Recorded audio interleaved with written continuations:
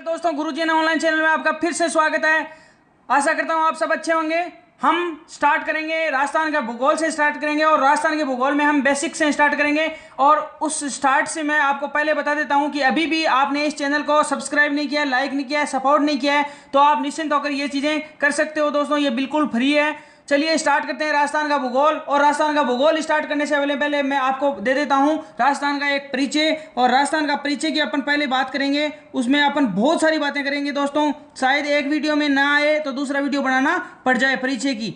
चलिए परिचय में स्टार्ट करते हैं। जो भक्ति, शौर्य और वीरता, संगम स्थल, साहित्य, कला, संस्कृति और की त्रिवेणी, राजस्थान हमारे देश का क्षेत्रफल की दृष्टि से सबसे बड़ा राज्य है। तो एक मोटा मोट बात निकल के सामने क्या आती है? सबसे बड़ा राज्य। ये सबसे बड़ा राज्य कब बना? ये जब 1 नवंबर 2000 को जब एमपी से क्या हुआ था अलग, छत्तीसगढ़ अलग होने के बाद में ये भारत का सबसे बड़ा राज्य। तो सबसे बड़ा और इंपॉर्टेंट क्वेश्चन अपना एक तैयार हो गया कि भारत का सबसे बड़ा राज्य कौन सा है?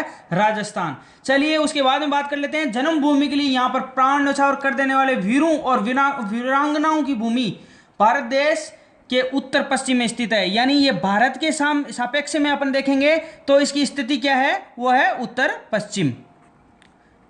तो अपने दो क्वेश्चन यहां पर तैयार होते हैं दोस्तों। भारत के सापेक्ष में देखने पर यहाँ की जो स्थिति है इसकी राजस्थान की, वो है उत्तर पश्चिम। चलिए बात कर लेते हैं जो राजस्थान का जो वर्तमान स्वरूप है, जो अपन आज देख रहे हैं, आज का राजस्थान देख रहे हैं, ये कब आया था? वर्तमान स्वरूप आया था 1 नवंबर 1956, जब राजस्थान का एकीकरण कंप्लीट हुआ था। जब अपन हिस्ट्री में पढ़ेंगे इसको डिटेल से, एकीकरण में क्या क्या हुआ था, कौन कौन सी जो रियासतें थी वो इकट्ठी हुई थी, वो सारी बातें अपन हिस्ट्री में लेंगे। चलिए बात करते हैं इसके क्षेत्रफल की। और क्षेत्रफल की मैं बात कर लेता हूं। इसका जो क्षेत्रफल है वो है 3,42,239 वर्ग किलोमीटर। तो एक एक इंडिविजुअल बात है जो मैं बोल रहा हूं, वो हर एक क्वेश्चन एग्जाम में पूछा जाता है। तो चलिए इस क्षेत्रफल की बात होगी। और ये जो क्षेत्रफल है ये भारत के सापेक्ष में अपन देखते हैं तो लगभग 1/10 आता है, यानी 10.41% ये भारत के सापेक्ष में इसका क्षेत्रफल है। चलिए बात कर लेते हैं अन्य देशों की। बात कर लेते हैं कि जो इजराइल से ये है राजस्थान, वो 17 गुना है, श्रीलंका से 5 गुना है और इंग्लैंड से 2 गुना है। तो ये ऐसा कहीं से मैंने पढ़ा है इतिहास में, तो आपके साथ ये जानकारी मैंने साझा कर दी। चलिए आगे बात कर लेते हैं राजस्थान के सापेक्ष में एक और चीज, आकृति की बात कर लेते हैं। आकृति इसकी दोस्तों पतंगाकार है, या इसको बोलते हैं विषम कोणीय चतुर्भुजाकार, विषम कोणीय चतुर्भुजाकार। ठीक है। और इंग्लिश में अगर बात करोगे तो दोस्तों इसका नाम आकृति होगी रोम्बस। ठीक है, मैंने आकृति की बात कर ली। अब बात करते हैं जो राजस्थान में वर्तमान जिले हैं, जो आपको इस नक्शे में दिखाई दे रहे हैं, वो हैं वर्तमान जिले 33 जिले। चलिए बात कर लेते हैं राज्य निर्माण के जो उपरांत भरतपुर से जो पृथक होकर वो बना वो धौलपुर, श्रीगंगानगर से पृथक होकर बना वो हनुमानगढ़, सवाईमाधोपुर से जो पृथक होकर बना था वो करौली, जयपुर से पृथक होकर दौसा, कोटा से 12, उदयपुर से राजसमंद, और अंतिम जिले की मैं बात करूंगा 33वां जिला बना था, वो किससे पृथक होकर बना था? चित्तौड़ से पृथक होकर बना हुआ था। चित्तौड़ से पृथक होकर बना प्रतापगढ़। इस जिले की अपन बात करेंगे ताकि कोई एग्जाम में बाई चांस क्वेश्चन पूछा जाए। तो इसने जो कार्यभार जो ग्रहण किया था, यानी निश्चित कार्य करना चालू किया था, वो तो किया था 1 अप्रैल 2008 से। और ये अस्तित्व में कब आया था? अस्तित्व में आया था 26 जनवरी 2008 को। तो ये मैंने बात कर ली। और इसके वर्तमान जो प्रतापगढ़ जिला है उसके जो अपन तहसीलों की बात कर लेते हैं। वर्तमान में इसमें 5 तहसीलें हैं, और 5 तहसीलों में जो चित्तौड़ से आई तहसीलें हैं उनकी बात कर लेते हैं। चित्तौड़ से एक तहसील आई है छोटी सादड़ी, ठीक है, और दूसरी आई है प्रतापगढ़, और तीसरी आई है अरनोद। ये तो आई है चित्तौड़ से, ठीक है। उसके अलावा पीपलखूंट एक तहसील है, वो कहां से आई है? वो आई है बांसवाड़ा से, ठीक है। उसके अलावा एक धरियावाद है, वो आई है उदयपुर से। तो आप इन चीजों को ध्यान रखना, कभी पूछा जा सकता है ये प्रकार की तहसीलें कहां कहां से ली गई है। चलिए अब बात करेंगे बिना किसी वक्त को गंवाए, अपन नक्शे पे चलते हैं। नक्शे पर अपन देखते हैं कि जो इसका जो स्थिति है, इसकी राजस्थान की स्थिति की बात करेंगे अपन। स्थिति में अपन लेते हैं इसका जो उत्तरी अक्षांश है वो लेते हैं। इसका जो उत्तरी अक्षांश है, नीचे का जो बिंदु है वो है 23 डिग्री 3 मिनट उत्तरी अक्षांश, मैं आशा करता हूं आप सबको दिखाई दे रहा होगा। ये 23 डिग्री 3 मिनट उत्तरी अक्षांश और 30 डिग्री 12 मिनट उत्तरी अक्षांश, ये इसका अक्षांशीय विस्तार है। ये इसका 23 डिग्री 3 मिनट से लेकर 30 डिग्री 12 मिनट तक इसका अक्षांशीय विस्तार। और दोस्तों, जब अक्षांशीय विस्तार का जो अंतर का क्वेश्चन कभी कभी पूछा जाता है तो अपन यही उस चीज को ले लेते हैं। जो अक्षांशीय विस्तार का जो अंतर है वो है 60 डिग्री और 9 मिनट। ठीक है, इस चीज का आप बिल्कुल ध्यान रखना। अब चलिए बात कर लेते हैं देशांतरीय विस्तार की। देशांतरीय विस्तार की मैं बात कर लेता हूं। उसमें जो देशांतरीय विस्तार है वो है 78 डिग्री 17 मिनट पूर्वी देशांतर से लेकर 69 डिग्री 30 मिनट पूर्वी देशांतर। चलिए, ये बात हो गई। और जिस पूर्वी देशांतरीय जो इसका जो अंतर है वो है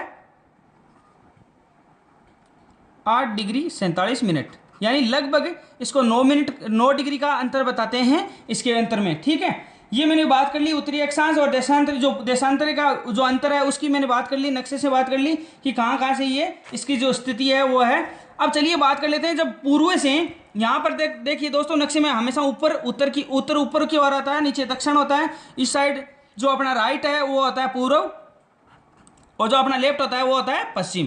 तो इसका जो सूर्योदय राजस्थान में होता है वो सबसे पहले यहाँ पर, ये जो मैं बाद में बात करूंगा नक्शे में, लेकिन मैं आपको पहले यहाँ पर बता देता हूँ। ये यहाँ पर एक जिला पड़ता है, इसका नाम है धौलपुर।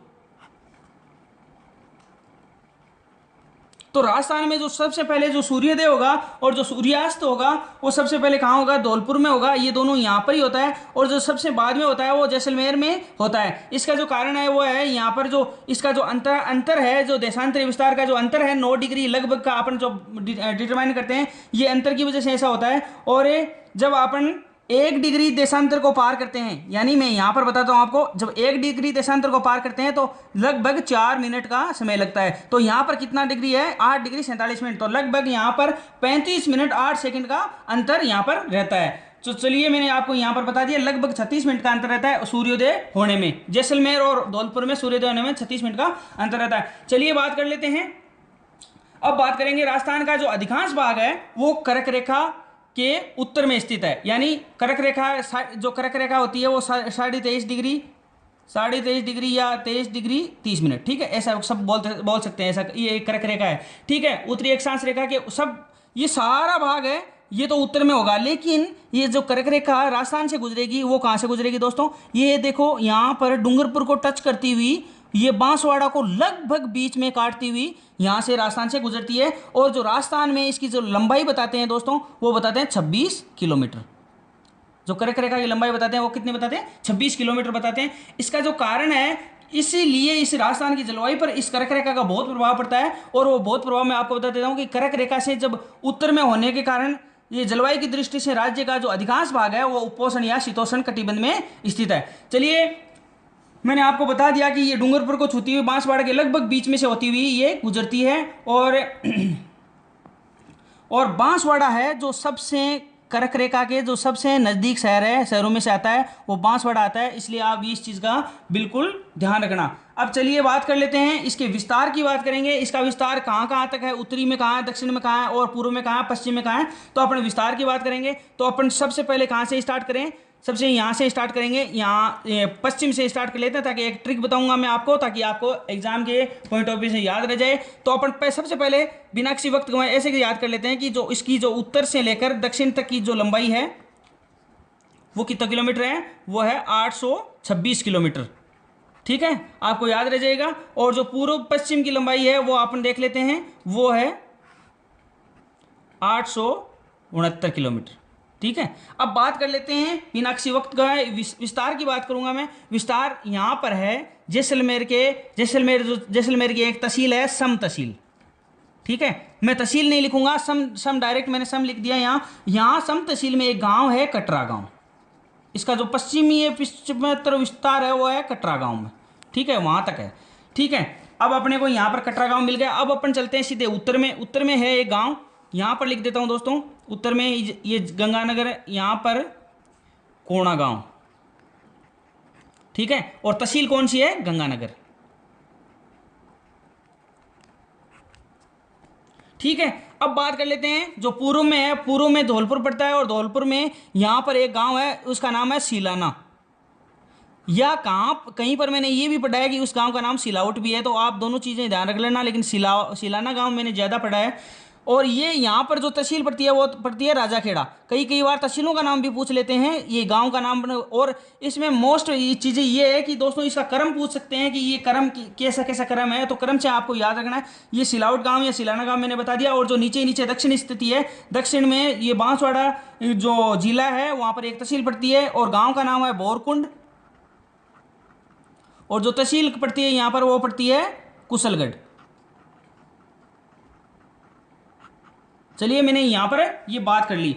अब मैंने यहाँ पर आपको 4 जिले तो बता दिए, आपको 4 जिले। ये जिला पड़ता है दोस्तों जैसलमेर, और ये मैंने आपको बताया था पहले बहुत, धौलपुर, ठीक है। और ये मैंने आपको बांसवाड़ा इधर बताया था आपको पहले। अपन जिले बढ़ना भी यहाँ अपन सीख लेंगे। यहाँ पर मैंने बताया था कर्क रेखा थोड़ी सी छुती हुई जाती है, और इस जिले को मैंने नाम दिया था डूंगरपुर, ठीक है अपने यहाँ पर। और ये मैंने बताया था गंगानगर। अब मैं इसकी ट्रिक की बात कर लेता हूँ।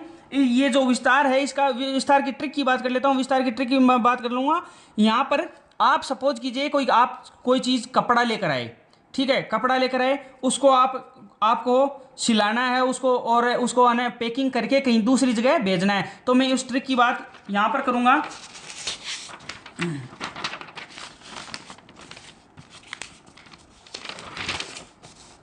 एक मिनट, ठीक है। मैं ट्रिक की यहाँ पर बात करूँगा कि पहले किसी कपड़े को अपन लाते हैं तो उसको पहले उसको काटा, तो काटा से आप याद रख लेना कटरा, ठीक है।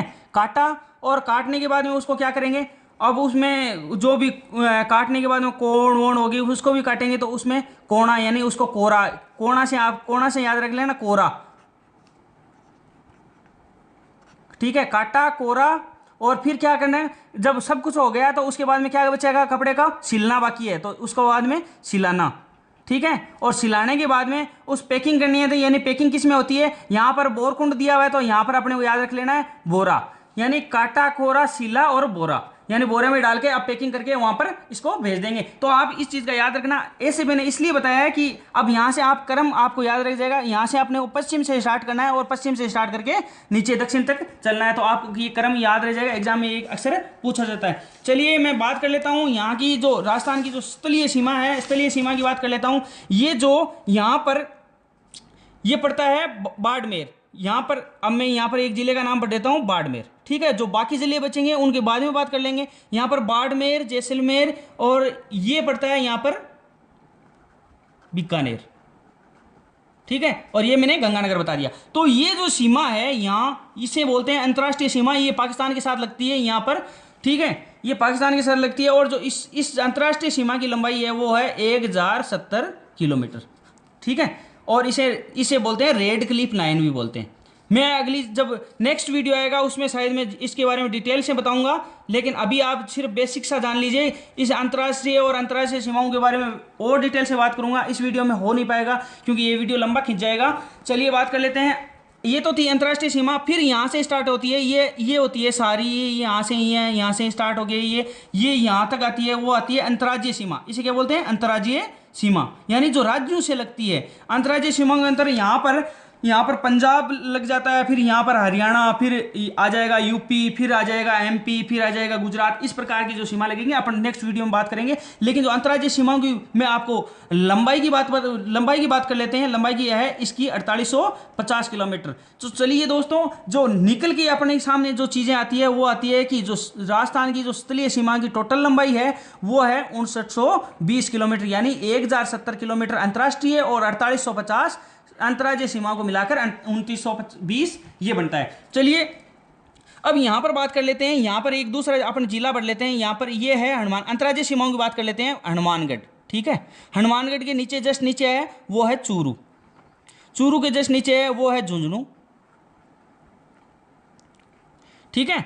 और यहाँ पर ये जो प्यालेनुमा आकृति है, यह मैं अभी आकृतियों की बात और करूँगा, तो ये प्यालेनुमा आकृति है, ये क्या है, सीकर। ठीक है। और फिर उसके बाद में बात कर लेते हैं, ये थोड़ा सा यहाँ से लगा हुआ, देखो ये बिंदु बना हुआ, इसका मतलब ये राजधानी है, और राजधानी कौन सी है, जयपुर। ठीक है। उसके बाद में ये जो यहाँ पर ये जो जिला है वो है अलवर। यहाँ लिख देता हूँ, शायद आपको दिखाई नहीं दे रहा होगा, लेकिन कोशिश कीजिएगा, ये जिले बना रहा हूँ, कोई इंपॉर्टेंट इतना है नहीं। ये दोस्तों अलवर के जस्ट पास में छुटी हुई सीमा है, ये है भरतपुर। और भरतपुर के जस्ट पास में सीमा है वो छुटी हुई, मैंने आपको बता दिया, धौलपुर। अब धौलपुर के नीचे जस्ट है वो है करौली। यहाँ पर लिख देता हूँ करौली। ये मैं जिले आपको सिखा रहा हूँ ताकि जो आपको कुछ भी अगर शुरू से स्टार्ट कर रहे हो तो आपके कोई दिक्कत नहीं आए। और जो करौली के जस्ट नीचे है वो है सवाई माधोपुर, तो आप देख लेना, ये सवाई माधोपुर है। उसके बाद में जब मैं बात कर लेता हूँ, यहाँ पर ये जिला पड़ता है, ये जिला पड़ता है कोटा। ये सवाई माधोपुर के जस्ट नीचे ये कोटा थोड़ी सी सीमा है। और उसके बाद में यहाँ पर पड़ता है ये 12 अंतर्राज्यीय सीमाओं की बात कर रहे हैं। फिर यहाँ पर पड़ता है ये झालावाड़, और झालावाड़ के यहाँ पर जस्ट ऊपर ये बीच में ये पड़ता है कोटा। ये मैंने आपको उधर से बता दिया था, ये कोटा इधर से आता है। चलिए उसके बाद में बात कर लेते हैं, यहाँ पर पड़ता है ये चित्तौड़गढ़, ये चित्तौड़ लिख देता हूँ, चित्तौड़। और ये चित्तौड़ का थोड़ा सा कटा हुआ भाग है, ये भी चित्तौड़ के अंतर्गत आता है, तो ये आप ध्यान रखना, क्योंकि अजमेर के अंदर भी आएगा, मैं कल बात करूँगा नेक्स्ट वीडियो में। और यहाँ पर ये पड़ता है प्रतापगढ़, और यहाँ पर ये मैंने आपको सबसे पहले बताया था बांसवाड़ा। यहाँ पर मैंने डूंगरपुर आपको बता दिया। यहाँ पर ये बढ़ता है उदयपुर। ठीक है। और यहाँ पर ये कौन सा पड़ेगा, उदयपुर के ऊपर ये पड़ेगा सिरोही। सिरोही के ऊपर ये पड़ेगा जालोर। चलिए अब जो जिले बचे हैं उनकी बात कर लेते हैं। ये होता है दोस्तों, यहाँ पर है ये नागौर, बीकानेर और चूरू के जस्ट नीचे ये है नागौर। और नागौर, बीकानेर, जैसलमेर और बाड़मेर, नागौर से इसके बीच में घिरा हुआ ये भाग है जोधपुर। ठीक है। और नागौर जयपुर के जस्ट नीचे है वो है अजमेर। और अजमेर के ये जो कटाफटा टाटगढ़, रावलिया, बैंड है, यहाँ पर ये इसकी बात अपन बाद में करेंगे। और ये जस्ट यहाँ पर है ये पाली, कहते हैं ये 8 जिलों से घिरा, कहते क्या है ये सच है, क्योंकि नक्शे में कल बात करेंगे तो उसमें आपको बताऊंगा, ये 8 जिलों से घिरा हुआ है। और उसके बाद में ये है तिलक की आकृति के समान राजसमंद। ठीक है। और अजमेर के जस्ट जो नीचे में बात करेंगे वो है भीलवाड़ा। ठीक है। और भीलवाड़ा के जस्ट राइट की साइड में अपन देखेंगे वो है बूंदी। और अजमेर के जस्ट राइट साइड देखेंगे वो है टोंक, यानी बूंदी के ऊपर, जस्ट बूंदी के ऊपर वो है टोंक। और उसके बाद में जो कौन सा जिला बच गया, सारे लगभग कंप्लीट हो गए होंगे। चलिए जिलों की बात यहाँ पर हो गई। अब उसके अलावा मैं यहाँ पर बता देता हूँ कि मैंने आपको बताया था शिखर है ये प्यालेनुमा या अर्धचंद्राकार आकृति है। उसी प्रकार जो जैसलमेर है उसको सप्त बहुभुजाकार कहते हैं। ठीक है। और उसके बाद जालोर है वो ब्लू व्हेल के समान दिखता है। और राजसमंद मैंने आपको बताया था तिलक के समान दिखता है। उदयपुर है वो उदयपुर को बताते हैं ऑस्ट्रेलिया के समान दिखता है। ये आकृति है जिसकी दूसरे देशों के साथ मिलती है। और भीलवाड़ा को आयताकार बताया गया है। और उसके अलावा जो नेक्स्ट पार्ट आएगा उसमें अपन बात करेंगे संभागों की और उसकी अवस्थिति, अंतर्राष्ट्रीय सीमा, अंतर्राज्यीय ये कितनी कहाँ किस जिलों से लगी हुई है, वो सारे अपन नेक्स्ट वीडियो में बात करेंगे। तब तक के लिए दोस्तों बहुत बहुत धन्यवाद आपका। और आप लाइक और सब्सक्राइब जरूर कीजिए।